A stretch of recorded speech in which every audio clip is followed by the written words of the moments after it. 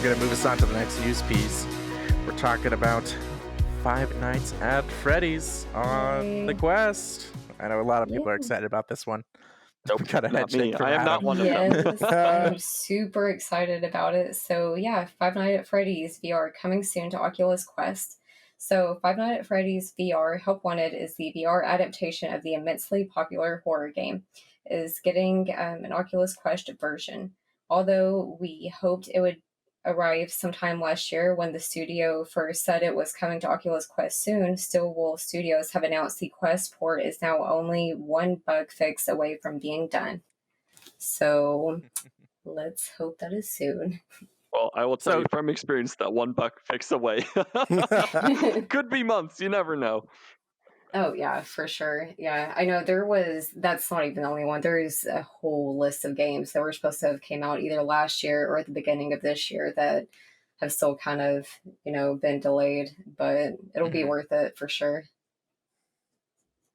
So, is that Jay? Are you excited? Well, I mean, I already have it on PSVR, so it coming to Quest. I'm excited for Quest owners, but I actually got this one last Halloween, planning to play this during that month of scary games I was doing, and I had I was so shell shocked by the time I even made it to this game that I didn't play it. I think if it looks just as good, I think it's going to be big, because I think, talking to the audience out there, a lot of people who want Quests are actually also the younger people right now. They're the people who had a PSVR or were saving for a PSVR, and now they want the Quest because it's totally wireless. Well, a lot of young people love Five Nights at Freddy's, so I think they're going to be extremely excited for this to come out, no matter when it does, why, or how. I think it's big for the VR industry, and I hope that they finally get this right, because we need more big games that get people wanting to come in and try it. Five Nights at Freddy's was terrifying on computer. I can't even imagine how bad it's going to be in VR. So I'm scared, but I'm excited too. Exactly. Not only like what you're saying, like with the bigger games coming to like Quest and VR, but also just more scary games in general. There's not a whole lot right now. So yeah, I'm pretty stoked about that. Mm-hmm. Have you played Five Nights at Freddy's?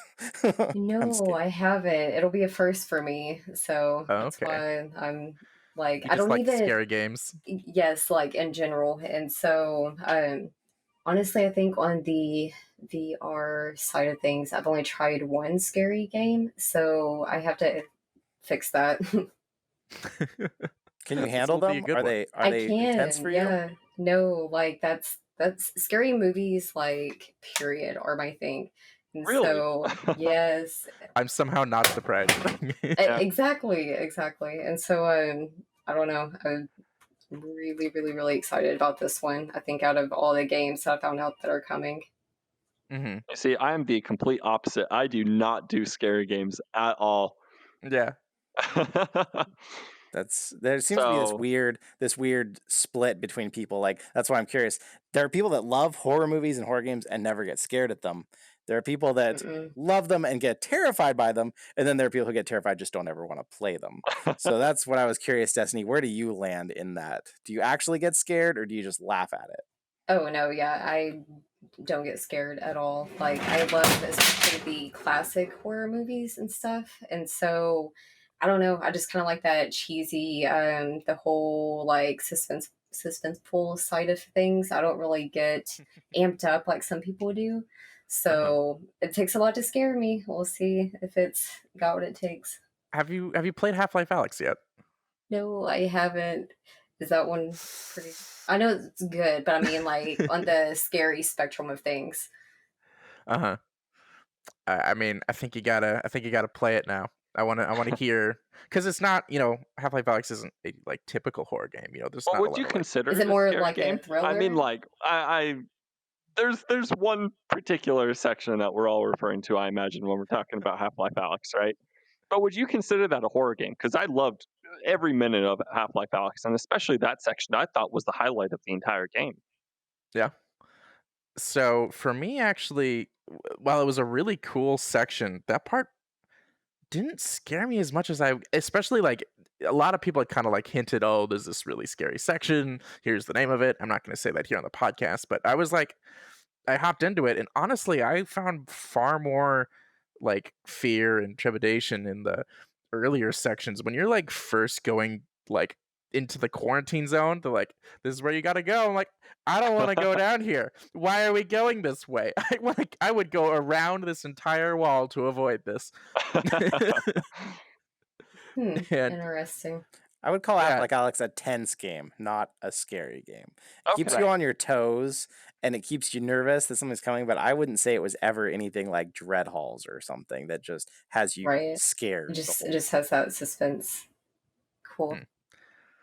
Yeah, I don't usually like horror games or horror movies, but playing Half-Life Alyx, that intensity, I don't know. I think I'm more willing to try horror games in VR than I've ever been. So maybe once you've played some more, you'll have some recommendations for the rest of us, Destiny.